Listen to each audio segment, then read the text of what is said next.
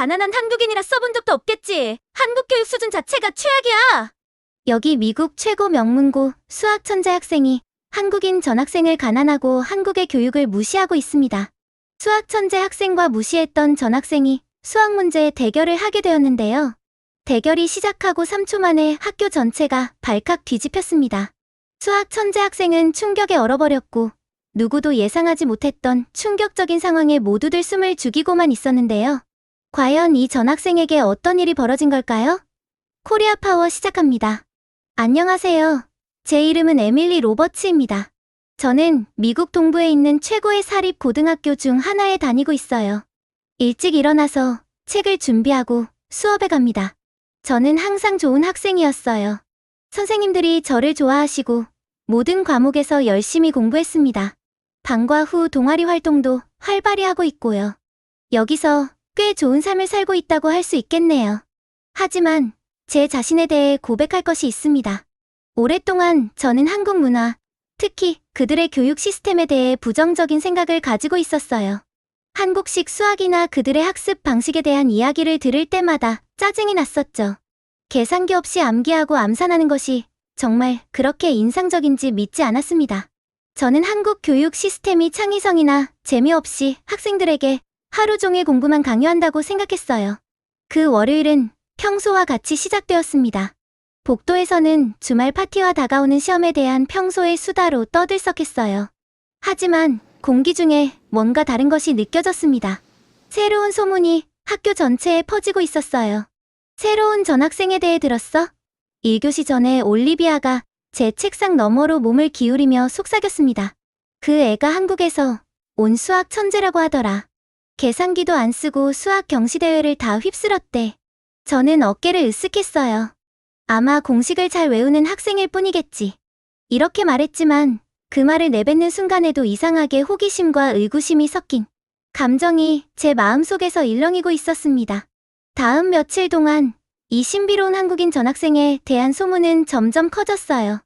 어떤 사람들은 그녀가 복잡한 방정식을 몇 초 만에 풀 수 있다고 했고, 또 다른 사람들은 그녀가 지금까지 본 모든 시험에서 만점을 받았다고 주장했습니다.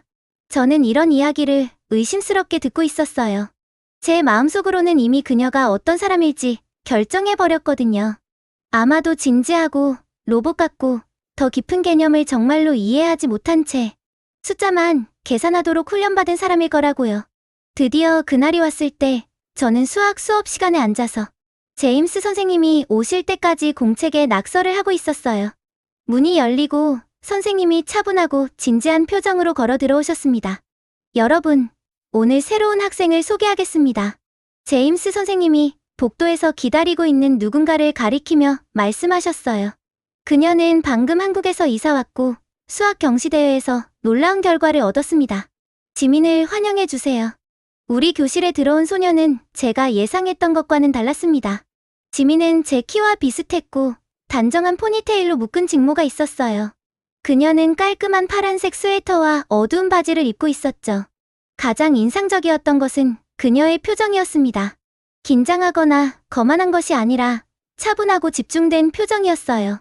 그녀의 눈은 빠르게 교실을 훑으며 모든 것을 관찰하고 있었습니다. 지민은 말하기 전에 살짝 고개를 숙였어요. 안녕하세요. 저는 김지민입니다. 만나서 정말 반갑습니다. 그녀의 영어는 명확했지만 부드러운 억양을 띠고 있었습니다. 그녀는 제 앞에서 두 줄 앞에 있는 빈자리에 앉았고 그녀의 움직임은 정확하고 신중했어요. 저는 그녀를 주의 깊게 지켜봤습니다. 그녀의 외모에 특별히 눈에 띄는 것은 없었지만 그녀의 존재감에는 제가 불편하게 느끼게 하는 무언가가 있었어요. 아마도 그녀가 책상 위의 공책을 너무 깔끔하게 정리하는 방식이나 배우기 위해 완벽한 자세로 앉아있는 모습 때문이었을 거예요. 무엇이든 저는 그녀가 우리와는 다르다는 느낌을 떨쳐버릴 수 없었습니다. 그날 수학 수업은 복잡한 방정식에 관한 것이었어요. 제임스 선생님이 칠판에 어려운 문제를 적으셨는데 여러 단계와 신중한 계산이 필요한 것이었습니다. 평소처럼 우리 반 수학 스타인 마이클 존슨이 즉시 손을 들었어요. 마이클은 수년 동안 학교의 최고 수학 학생이었고 모두가 그가 이 문제도 풀 것이라고 예상했습니다. 하지만 마이클이 시작하기도 전에 예상치 못한 일이 일어났어요. 지민이 조용히 일어나 칠판으로 걸어갔습니다. 우리 모두가 지켜보는 가운데 교실은 조용해졌어요. 그녀는 바로 뭔가를 적지 않았습니다. 대신 그녀는 마치 그 숫자들과 머릿속으로 대화를 나누듯이 숫자들을 쳐다보고 있었어요. 그런 다음 계산기를 사용하거나 단계를 적어내지 않고 그녀는 단순히 말했습니다. X는 5분의 3입니다. 제임스 선생님이 그녀의 답을 보시더니 놀란 표정으로 눈썹을 치켜 올리셨어요. 맞았어. 완벽하게 맞았어. 교실에 웅성거림이 퍼져나갔습니다. 저는 놀라움과 솔직히 말하자면 이전의 제 생각들에 대한 약간의 부끄러움이 섞인 감정으로 볼이 달아오르는 것을 느꼈어요. 그녀가 어떻게 그렇게 빨리 문제를 풀었을까요? 수업이 계속되면서 지민은 더 많은 질문에 답했습니다. 매번 그녀는 우리가 배운 것과는 다르게 문제에 접근했어요. 그녀는 단지 공식을 따르는 것이 아니라 해결책을 그녀에게 명백하게 만드는 패턴을 보는 것 같았습니다. 수업이 진행되면서 마이클조차도 혼란스럽고 약간 걱정스러워 보였어요. 점심시간에 저는 식당 건너편에서 지민을 지켜봤습니다. 다른 학생들이 수다를 떨고 웃는 동안 그녀는 점심 식판 옆에 수학 교과서를 펼쳐놓고 혼자 앉아 있었어요. 그녀는 음식을 한 입 먹을 때마다 완전히 집중하며 문제를 풀고 있었습니다. 저는 그녀의 마음속에서 무슨 일이 일어나고 있는지 궁금할 수밖에 없었어요. 그녀는 정말로 보이는 것처럼 뛰어난 걸까요? 아니면 이것은 학생들을 너무 힘들게 밀어붙이는 한국의 강도 높은 교육 시스템의 결과일 뿐일까요? 다음 날 수업에서 제임스 선생님은 우리에게 더 어려운 문제를 내주셨습니다. 이번에는 근의 곱의 역수를 찾는 문제였어요. 우리 대부분이 여러 단계와 계산기가 필요한 그런 문제였습니다. 저는 반 대부분의 학생들이 혼란스러운 표정으로 문제를 쳐다보는 것을 지켜봤어요. 다시 한번 지민이 칠판으로 다가갔습니다. 이번에는 그녀가 단계별로 문제를 풀면서 생각하는 과정을 설명했어요. 그는 3과 4이고 그 곱의 역수는 13과 14입니다. 그녀의 목소리는 부드럽지만 자신감이 넘쳤습니다. 저도 이것이 단순한 암기가 아니라는 것을 인정할 수밖에 없었어요. 그녀는 개념을 깊이 이해하고 명확하게 설명할 수 있었습니다. 이것은 제가 한국 교육에 대해 알고 있다고 생각했던 것과는 다른 모습이었어요. 저는 항상 우리 학교의 수학 챔피언이었던 마이클을 바라봤습니다. 그의 얼굴에는 놀라움과 어쩌면 약간의 걱정이 보였어요. 수년 동안 그는 모두가 수학 문제 도움을 위해 찾아가는 사람이었습니다. 이제 갑자기 새로운 누군가가 있었어요. 완전히 다른 방식으로 수학에 접근하는 사람이요. 수업 후 책을 정리하면서 저는 혼란스러웠습니다. 한국 학생들과 그들의 학습 방식에 대해 제가 알고 있다고 생각했던 모든 것이 제 눈앞에서 도전받고 있었어요. 지민은 단지 암기된 공식을 반복하는 것이 아니라 비판적이고 창의적으로 생각하고 있었습니다. 그날 집으로 걸어가면서 제 마음은 질문으로 가득 찼어요. 아마도 지민에게는 제가 믿고자 했던 것보다 더 많은 것이 있을지도 모릅니다. 아마도 제 견해가 너무 좁았고 제가 정말로 이해하지 못하는 것을 너무 빨리 판단했는지도 모르겠어요. 지민의 도착이 단지 우리 수학 수업뿐만 아니라 세상을 보는 제 전체적인 방식에 영향을 미칠 변화의 시작에 불과하다는 것을 저는 그때는 알지 못했습니다. 지민이 전학 온 후 몇 주 동안 우리 학교에는 큰 변화가 찾아왔습니다. 복도에서 점심시간에 그리고 특히 수학 수업 시간에 이런 변화들이 느껴지고 있었어요. 처음에는 이러한 변화들을 무시하려고 했습니다. 한국 학생들과 그들의 학습 방식에 대한 제 오래된 믿음을 계속 고수하고 있었거든요. 하지만 날이 갈수록 그렇게 하기가 점점 더 어려워지고 있었습니다. 매일 아침 수학 교실에 들어가면 지민이 이미 와 있었어요. 그녀는 항상 일찍 도착해서 책상 위에 공책을 깔끔하게 정리해 놓고 그날의 수업을 준비하고 있었습니다. 저는 그녀에게 더 많은 관심을 기울이기 시작했어요. 단지 한국 교육에 대한 제 생각을 증명하기 위해서가 아니라 그녀에게서 뭔가 매력적인 것이 느껴졌기 때문이었습니다. 어느 화요일 아침, 제임스 선생님이 발표하신 내용의 반 전체가 허리를 곧게 펴고 앉았어요. 여러분도 알다시피 매년 열리는 전국 수학 경시대회가 다음 달에 있을 예정입니다. 선생님이 교실을 둘러보며 말씀하셨어요.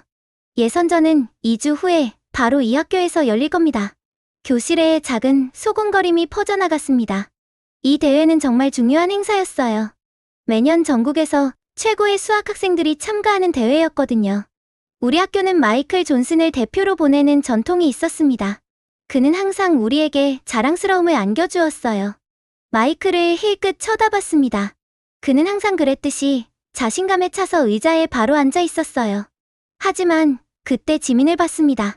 그녀는 이것이 그저 평범한 소식인 것처럼 공책에 필기를 하며 차분함을 유지하고 있었어요. 수업이 끝난 후 복도에서는 경시대회에 관한 이야기로 웅성거리고 있었습니다. 대부분의 학생들은 마이클이 다시 우리 학교를 대표할 것이라고 생각했어요. 하지만 이제는 지민에 대한 소문도 돌고 있었습니다. 그녀가 정말로 마이클의 자리를 차지할 수 있을까요? 불과 몇 주 전만 해도 저에게는 불가능한 생각이었어요. 지금은 그렇게 확신할 수 없었습니다. 그날 점심시간에 저는 지민이 구석 테이블에 혼자 앉아 있는 것을 발견했어요. 다른 학생들이 함께 수다를 떨고 웃는 것과 달리 그녀는 점심 쟁반 주변에 책들을 펼쳐놓고 있었습니다. 호기심이 저를 이겼어요. 점심을 들고 그녀의 테이블로 걸어갔습니다. 여기 앉아도 될까요? 제가 물었어요. 지민은 놀란 표정으로 고개를 들었습니다. 그녀는 고개를 끄덕이며 저를 위해 자리를 마련해 주려고 몇몇 종이들을 옮겼어요. 그녀가 샌드위치를 한 입 베어 무는 사이사이에 복잡한 수학 문제를 풀어가는 걸 지켜봤습니다. 그녀의 집중력은 대단했지만 거기에는 또 다른 무언가도 있었어요. 특히 어려운 방정식을 풀 때마다 나타나는 작은 미소였습니다. 왜 그렇게 열심히 공부해요? 스스로를 멈출 수 없어서 물어봤어요. 휴식 시간도 가지지 않나요? 지민은 잠시 멈추고 생각에 잠긴 채 저를 바라봤습니다. 그녀의 대답은 간단했지만 며칠 동안 제 마음에 남았어요. 실수는 성장의 일부일 뿐이에요. 그녀가 조용히 말했습니다. 중요한 건 포기하지 않고 계속 노력하는 거예요. 점심 테이블을 떠나면서 혼란스러운 기분이 들었습니다. 이것은 제가 엄격한 한국 교육 시스템의 또 다른 산물이라고 생각했던 사람에게서 기대했던 대답이 아니었어요. 성적이나 경쟁에 대한 언급은 없었고 단지 성장과 인내에 관한 것뿐이었습니다. 날이 갈수록 저는 지민을 더 주의 깊게 관찰하게 됐어요. 수업 시간에 그녀는 단지 정확한 답을 말하는 것이 아니라 제가 전혀 생각해보지 못한 방식으로 문제에 접근했습니다. 제임스 선생님이 각도와 거리에 관한 복잡한 문제를 제시했을 때 대부분의 학생들은 계산기를 찾았어요. 하지만 지민은 해결책을 간단하게 만드는 패턴을 발견했습니다. 그녀는 단지 공식을 외우는 것이 아니라 그 뒤에 있는 이유를 이해하고 있었어요. 마이클도 이것을 알아챘습니다. 처음에는 지민의 존재에 짜증을 내는 것처럼 보였어요. 그는 그녀가 대답하기 전에 서둘러 질문에 답했습니다. 하지만 점차적으로 뭔가가 바뀌었어요. 저는 그가 그녀의 작업을 지켜보고 그녀의 방법을 연구하는 것을 발견했습니다. 수업이 끝난 후 어느 날 저는 심지어 그가 풀 수 없었던 문제에 대해 그녀에게 질문하는 것도 봤어요. 전국 수학 경시대회 예선이 다가오고 있었습니다. 우리 수학 수업의 긴장감은 날이 갈수록 높아졌어요. 마이클은 방과 후에 남아서 추가 연습을 했습니다. 지민은 점심시간과 수업 사이에 공부하는 꾸준한 루틴을 계속 유지했어요. 저는 중간에 갇혀있는 것 같았습니다. 제 오래된 믿음과 제 눈으로 보는 현실이 충돌하고 있었거든요. 예선 시험 전 주말에 저는 역사 프로젝트를 위해 학교 도서관에 갔어요. 놀랍게도 거기서 지민도 발견했습니다. 그녀는 수학책들에 둘러싸여 앉아서 문제를 하나씩 풀어나가고 있었어요. 제 눈길을 끈 것은 그녀의 차분한 결연함이었습니다.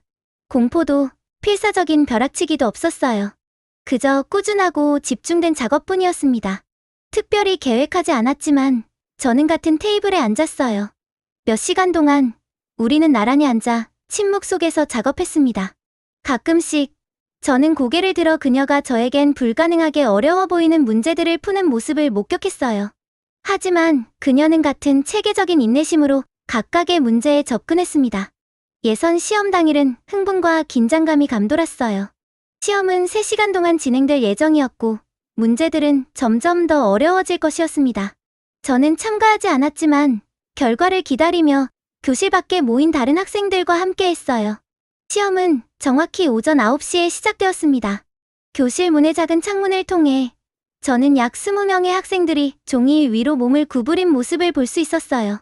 마이클은 앞쪽에 가까이 앉아 있었고 그의 연필은 페이지 위를 빠르게 움직이고 있었습니다. 지민은 몇 줄 뒤에 있었는데 그녀의 얼굴은 각 문제를 대답하기 전에 주의 깊게 읽으며 차분했어요. 첫 한 시간은 빠르게 지나갔습니다. 대부분의 학생들은 잘 따라가는 것처럼 보였어요. 하지만 두 번째 시간이 시작되면서 문제들은 더 어려워졌습니다. 저는 몇몇 학생들이 스트레스를 받기 시작하는 것을 알아챘어요. 그들은 미친 듯이 지우거나 혼란스러운 표정으로 종이를 바라보고 있었습니다. 마이클은 꾸준히 작업했지만 가끔 머리를 손으로 쓸어 넘기는 모습이 보였어요. 압박감을 느끼고 있다는 신호였습니다. 하지만 지민은 시험 내내 같은 평화로운 표정을 유지했어요. 그녀의 연필은 일정한 속도로 움직였고 결코 서두르지 않았으며 어떤 단일 문제에서도 너무 오래 멈추지 않았습니다. 그녀의 집중력에는 거의 매혹적인 무언가가 있었어요. 마지막 한 시간이 되자 시험 감독관들은 가장 어려운 문제를 제시했습니다. 마을의 여러 우물에서 물을 분배하는 것에 관한 내용이었어요. 이 문제는 단순한 계산뿐만 아니라 가장 효율적인 해결책을 찾기 위한 창의적인 사고가 필요했습니다. 창문을 통해 저는 많은 얼굴들의 혼란이 퍼져나가는 것을 지켜봤어요. 마이클조차도 여러 번 쓰고 지우며 어려움을 겪는 것처럼 보였습니다. 지민은 문제를 한 번, 두 번 읽은 다음 쓰기 시작했어요. 그녀의 접근 방식은 다른 사람들과 달라 보였습니다. 즉시 계산에 뛰어들기보다는 그녀는 간단한 다이어그램을 그리며 다른 각도에서 문제를 고려했어요. 시간이 다 되었을 때 공기 중의 긴장감은 거의 만질 수 있을 정도로 짙었습니다. 시험지들이 수거되었고 학생들은 지친 모습으로 나왔어요. 마이클의 얼굴은 걱정으로 긴장되어 있었습니다. 지민은 피곤해 보였지만 만족스러워 보였어요. 결과는 그날 오후에 발표되었습니다. 전교생이 강당에 모여 누가 전국대회에서 우리 학교를 대표할지 기다리고 있었어요. 교장 선생님이 작은 종이를 들고 무대에 올랐습니다. 올해 예선전에서 최고 점수를 받은 학생을 발표하게 되어 기쁩니다. 완벽한 점수와 마지막 문제에 대한 특히 혁신적인 해결책으로. 지민입니다. 강당은 박수와 환호로 터져 나왔습니다. 저는 제 반응에 놀라면서도 박수를 치고 있었어요. 실망이나 분노를 보일 것이라 예상하며 마이클을 바라봤습니다. 대신 그의 얼굴은 예상치 못한 무언가를 보여주었어요. 존경심과 결연함이 섞인 표정이었습니다. 그날 나중에 저는 복도에서 지민을 봤어요. 학생들이 그녀를 축하하고 있었지만 그녀는 겸손한 고개, 끄덕임과 조용한 감사 인사로 그들의 칭찬을 받아들였습니다. 그녀의 태도에는 자만심이나 자랑이 없었어요. 그날 오후 집으로 걸어가며 제가 목격한 모든 것에 대해 생각했습니다. 제 마음은 계속해서 그날 점심시간에 지민이 했던 말로 돌아갔어요. 실수는 성장의 일부일 뿐이에요. 중요한 건 포기하지 않는 거예요. 저도 실수를 했다는 것을 깨달았습니다. 현실이 아닌 고정관념에 근거하여 지민과 한국 교육을 판단했던 실수였어요. 저는 제 의견에 너무 확신을 가지고 있었지만 지민의 학습 접근 방식을 지켜보면서 제 안에서 무언가가 변하기 시작했습니다. 이것은 단지 수학을 잘하거나 대회에서 이기는 것에 관한 것이 아니었어요. 그것은 그녀의 작업 뒤에 있는 가치들, 인내, 창의성, 그리고 겸손함에 관한 것이었습니다. 예선 시험 이후의 날들은 달랐습니다. 학교 전체가 변한 것 같았어요. 선생님들은 수업 시간에 지민의 성취에 대해 이야기하셨고, 전에는 수학에 관심을 보이지 않던 학생들도 갑자기 그녀의 문제 해결 방법을 알고 싶어 했습니다. 심지어 학교 신문에서도 그녀의 만점과 물 분배 문제에 대한 혁신적인 해결책을 일면에 실었어요. 저는 이 모든 것을 복잡한 감정으로 지켜보고 있었습니다. 한편으로는 지민의 성취가 얼마나 인상적인지 부인할 수 없었어요. 다른 한편으로는 여전히 한국 교육에 대한 제 오래된 믿음과 싸우고 있었습니다. 제가 그동안 잘못 생각했던 걸까요? 그 생각은 저를 불편하게 만들었어요. 어느 오후 다시 도서관에 있는 제 자신을 발견했습니다. 거기 가려고 계획한 건 아니었지만 제 발이 마치 저절로 그곳으로 향하는 것 같았어요. 예상대로 지민은 책과 종이에 둘러싸여 평소 자리에 앉아 있었습니다. 제가 예상하지 못했던 것은 마이클이 그녀 맞은편에 앉아 있는 모습이었어요. 저는 눈에 띄지 않게 그들을 관찰할 수 있는 가까운 테이블을 선택했습니다. 마이클은 지민에게 문제에 대한 자신의 접근 방식을 보여주고 있었고, 그녀는 생각에 잠겨 고개를 끄덕이고 있었어요. 그런 다음 그녀가 연필을 들고 자신의 방법을 그에게 보여주었습니다. 이제 그들 사이에는 경쟁이 없었고 단지 지식을 공유하는 두 학생일 뿐이었어요. 그 광경은 저를 더욱 혼란스럽게 만들었습니다. 그날 저녁집에서 저는 숙제에 집중할 수 없었어요. 제 마음은 계속해서 지민과 지난 몇 주 동안 제가 본 모든 것들로 돌아가고 있었습니다. 저는 한국 교육에 대해 너무 확신하고 있었어요. 그것이 이해 없는 암기, 창의성 없는 압박에 관한 것이라고요. 하지만 지민은 완전히 다른 모습을 보여주었습니다. 문제에 대한 그녀의 접근 방식은 논리적이면서도 창의적이었어요. 그녀는 열심히 공부했지만 그녀의 공부에는 기쁨도 함께 있었습니다. 저는 노트북을 꺼내 전보다 더 신중하게 한국 교육에 대해 조사하기 시작했어요. 제가 발견한 것은 저를 놀라게 했습니다. 네, 압박과 강도 높은 공부가 있었지만 혁신적인 접근 방식과 배움 자체에 대한 깊은 존중 또한 있었어요. 저는 사실보다는 고정관념에 근거하여 교육 시스템 전체를 단순화했던 것입니다. 다음 날 수학 수업에서 제임스 선생님은 지민의 문제 해결 방법 일부를 우리 교육 과정에 통합할 것이라고 발표하셨어요. 때로는 다른 관점에서 새로운 접근 방식을 배울 수 있습니다. 선생님이 교실을 둘러보며 말씀하셨어요. 물 분배 문제에 대한 지민의 해결책은 자원 할당에 대해 생각하는 더 효율적인 방법을 보여줍니다. 지민이 반 전체에 자신의 접근 방식을 설명하는 모습을 지켜봤습니다. 그녀는 조용한 자신감으로 칠판 앞에 서서 도표를 그리고 방정식을 적고 있었어요. 가장 인상적이었던 것은 그녀가 복잡한 아이디어를 모두가 따라갈 수 있는 간단한 단계로 나눠 설명하는 방식이었습니다. 과시하는 모습은 없었고 단지 다른 사람들이 이해할 수 있도록 돕고자 하는 진정한 열망만 있었어요. 수업 후 학생들은 질문을 가지고 지민 주변에 모였습니다. 심지어 마이클도 자신이 흥미롭다고 생각한 점에 대해 논의하기 위해 남았어요. 저는 여전히 완전히 참여하기를 주저하고 변화하는 생각들과 씨름하면서 그룹의 뒤쪽에 머물러 있었습니다. 그 주말 우리 학교는 고급 수학 기법에 관심 있는 사람들을 위한 특별 학습 세션을 개최했어요. 저는 가지 않을 계획이었습니다. 수학은 제가 가장 잘하는 과목이 아니었으니까요. 하지만 호기심이 저를 그곳으로 이끌었어요. 제가 도착했을 때 교실은 놀랍게도 가득 차 있었습니다. 다른 학년의 학생들이 함께 앉아 공책을 펼치고 준비하고 있었어요. 지민과 마이클이 세션을 공동으로 이끌면서 번갈아가며 어려운 문제에 대한 다양한 접근 방식을 설명했습니다. 그들은 서로를 잘 보완했어요. 마이클의 창의성과 지민의 체계적인 방법이 만나 각각의 접근 방식 단독보다 더 강력한 무언가를 만들어냈습니다. 짧은 휴식 시간에 저는 우연히 정수기 옆에서 지민과 함께 서 있게 되었어요. 왜 이 모든 걸 하고 있어요? 제가 그녀에게 물었습니다. 이미 대회 자격을 얻었잖아요. 다른 모든 사람을 도울 필요는 없잖아요. 지민은 그녀 특유의 생각에 잠긴 눈으로 저를 바라봤어요. 함께 나눌 때 배움은 더 좋아져요. 그녀는 간단히 말했습니다. 한국에는 이런 말이 있어요. 빨리 가려면 혼자 가고 멀리 가려면 함께 가라. 그녀의 말은 하루 종일 제 마음에 남아 있었습니다. 그날 저녁 저는 침대에 앉아 지민이 전학 온 이후 일어난 모든 일에 대해 생각했어요. 저는 불편한 진실을 마주해야 했습니다. 제 편견은 잘못된 것이었어요.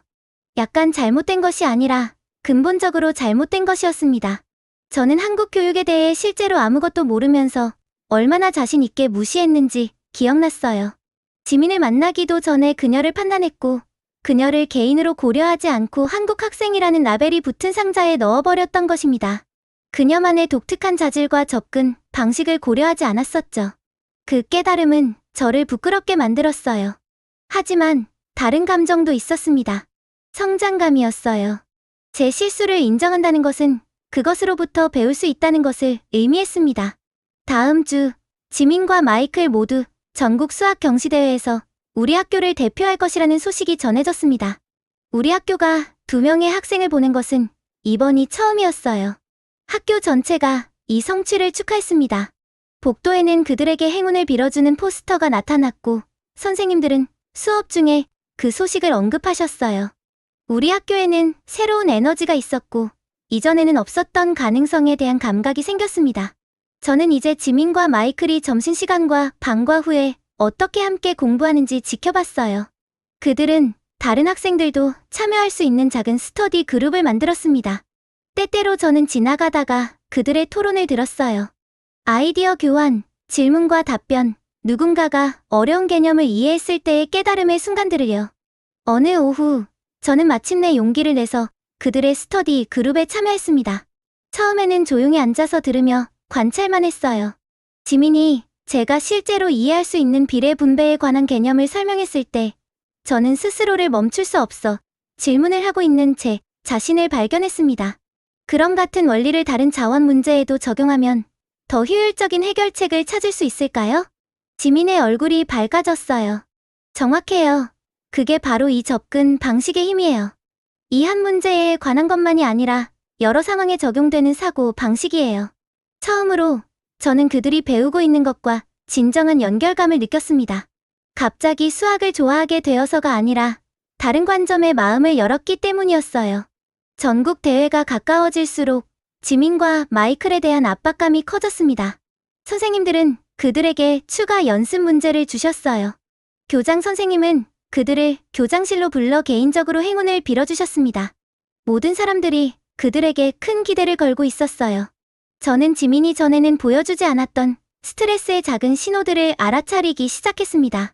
그녀의 평소 완벽한 자세가 아무도 보지 않는다고 생각할 때 가끔 구부러졌어요. 한 번은 그녀가 점심시간에 공부하는 대신 창밖을 바라보는 모습을 봤는데 그녀의 표정은 멀고 피곤해 보였습니다. 특별히 계획하지 않았지만 어느 추운 오후 그녀가 혼자 공부하고 있을 때 식당에서 뜨거운 핫초코를 가져다주는 제 자신을 발견했어요.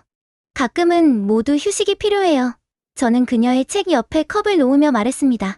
지민은 놀란 표정을 짓다가 감사해했어요. 고마워요. 그녀가 작은 미소와 함께 말했습니다.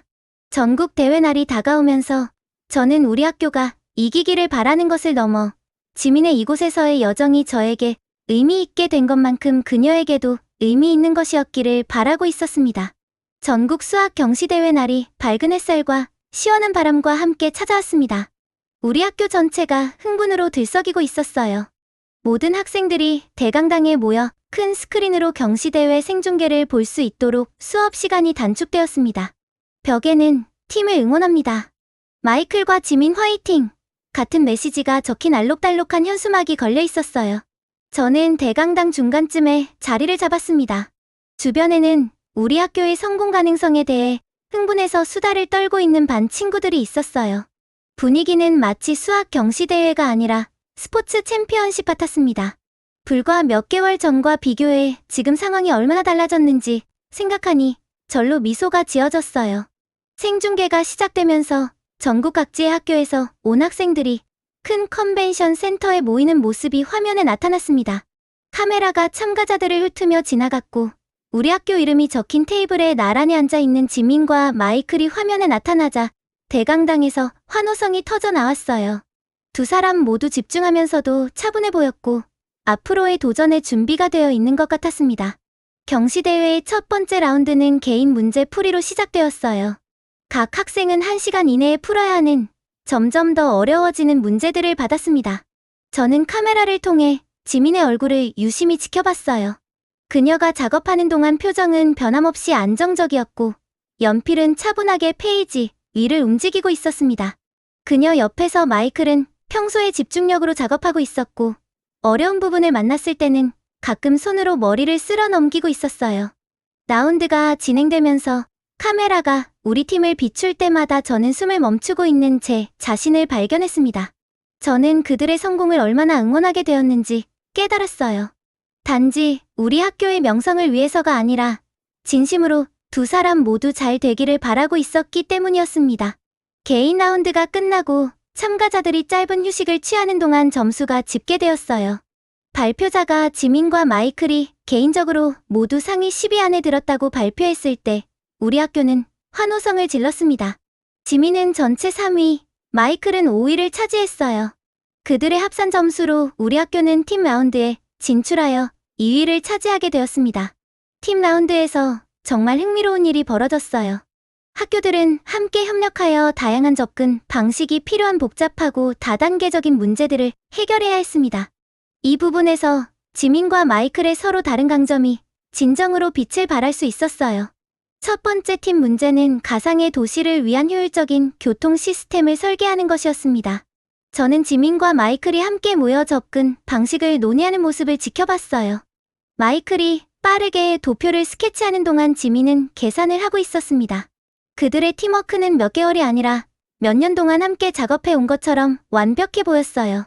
두 번째 문제는 자원 분배에 관한 것이었습니다. 예선 라운드의 물 우물 문제와 비슷했지만 더 복잡했어요.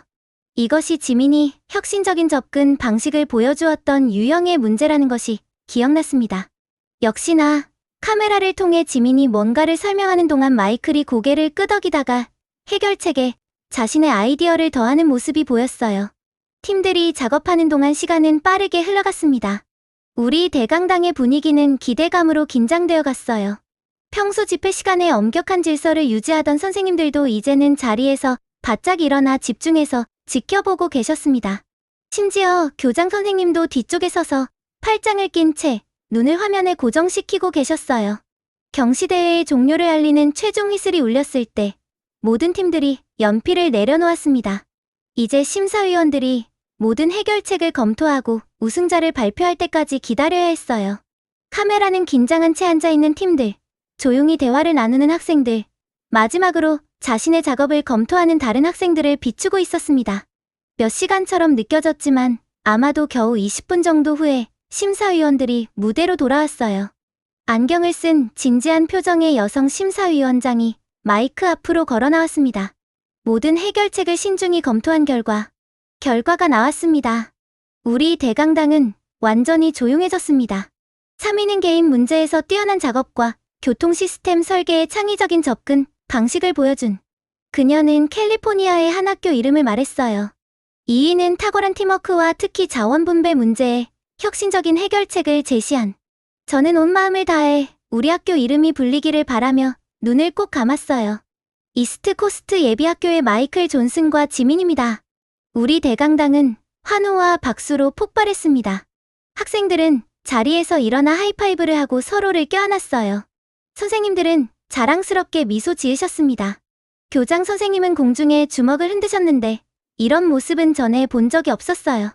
화면 속에서 마이클과 지민은 함께 서서 겸손한 미소로 메달을 받았습니다. 그들은 심사위원들과 1위 팀과 악수를 나눴어요. 승리의 순간에도 그들은 존중과 스포츠맨십을 보여주었습니다. 다음 날 그들이 돌아왔을 때 학교는 그들의 성취를 기념하는 특별 집회를 열었어요. 지민과 마이클은 우렁찬 박수 속에 무대 위로 걸어 나왔습니다. 교장 선생님은 학교 전시 케이스에 넣을 트로피를 그들에게 증정하며 그들의 노력과 헌신을 칭찬하셨어요. 집회 후 학생들은 질문하고 축하를 전하기 위해 그들 주위에 모였습니다. 저는 뒤에 서서 미소를 지으며 그 광경을 지켜봤어요. 지민이 처음 우리 학교에 왔을 때부터 많은 것이 변했습니다. 단지 우리의 수학 교육 과정이나 학교의 명성뿐만 아니라 우리가 배움과 함께 일하는 것에 대해 생각하는 방식이 바뀌었어요. 그 주 후반에 제임스 선생님은 경시대회에서 지민과 마이클의 접근 방식에서 영감을 받아 수학 수업에 더 많은 협력적 문제 해결을 도입할 것이라고 발표하셨습니다. 다른 학년의 학생들은 서로 경쟁하는 대신 지식을 공유하며 스터디 그룹을 형성하기 시작했어요. 어느 오후 저는 도서관에서 지민을 발견했습니다. 그녀는 평소에 테이블에 앉아 있었지만 혼자 공부하는 대신 어린 학생들이 어려운 개념을 이해할 수 있도록 도와주고 있었어요. 그녀의 인내심 있는 설명과 격려하는 미소는 제가 깊이 감사하게 된 그녀의 한 면을 보여주고 있었습니다. 저는 정확히 이름 붙일 수 없는 복잡한 감정을 느끼며 테이블로 다가갔어요. 다시 한번 경시대회 축하해요. 제가 말했습니다. 당신과 마이클이 해낸 일은 정말 놀라워요. 지민은 따뜻한 미소를 지으며 올려다봤어요. 고마워요, 에밀리. 저는 잠시 망설이다가 계속 말했습니다. 당신에게 말하고 싶은 게 있어요. 처음 우리 학교에 왔을 때 저는 한국 학생들과 교육에 대해 많은 잘못된 생각을 가지고 있었어요. 그것이 모두 암기와 압박에 관한 것이지 진정한 이해는 아니라고 생각했거든요. 지민은 생각에 잠긴 표정으로 조용히 들었습니다. 지난 몇 달 동안 당신을 지켜보는 것이 제 생각을 바꾸었어요. 제가 고백했어요. 단지 한국 교육에 대해서만이 아니라 제가 정말로 이해하지 못했던 것을 얼마나 빨리 판단했는지에 대해서요. 우리 모두 잘 알지 못하는 것들에 대해 가정을 가지고 있어요. 지민이 부드럽게 대답했습니다. 중요한 것은 더 많이 배울 때 우리의 생각을 기꺼이 바꾸려는 의지예요. 그녀의 말은 제가 느껴왔던 것을 정확히 반영하고 있었어요. 제가 폐쇄적인 판단에서 이해로 가는 여정은 빠르거나 쉽지 않았습니다. 그 과정에서 저항, 혼란, 당혹감의 순간들이 있었어요. 하지만 도서관에 서서 저는 모든 불편함이 가치 있게 느껴지는 성장과 가능성의 감각을 느꼈습니다. 이후 몇 주 동안 우리 학교는 계속 변화했어요. 제임스 선생님은 다양한 문화의 문제 해결 접근 방식을 탐구하는 비교, 수학에 관한 새로운 선택 과목을 소개하셨습니다. 마이클과 지민은 자신의 기술을 개발하는데 관심 있는 모든 사람에게 열린 주간 스터디 그룹을 함께 이끌었어요. 전에는 서로 말을 걸지 않았던 학생들이 함께 배우며 공통점을 찾아가고 있었습니다. 저에 대해 말하자면 지민을 만나기 전에는 절대 고려하지 않았을 비교 수학 선택 과목에 등록했어요.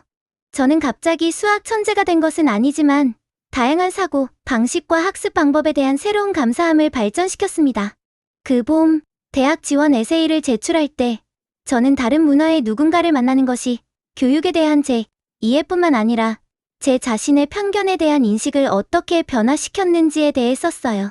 실제 지식이 아닌 고정관념에 근거한 판단의 위험성과 우리가 모르는 것을 인정하는 것으로 성장이 종종 시작된다는 점에 대해 썼습니다. 지민이 도착한 지 1년 후 우리 학교는 다른 곳이 되었어요. 한때 우리 복도를 정의했던 딱딱한 사회적 그룹들이 부드러워졌습니다. 학생들은 학년과 관심사를 넘어 협력했어요. 선생님들은 새로운 교수법을 실험하셨습니다. 전국 수학 경시대회의 트로피는 전시 케이스에 자랑스럽게 서 있었지만 진정한 변화는 보이지 않는 곳에 있었어요. 우리의 가정에 의문을 제기하고 새로운 관점에 열려있는 저 같은 학생들의 마음과 가슴 속에서 말이죠.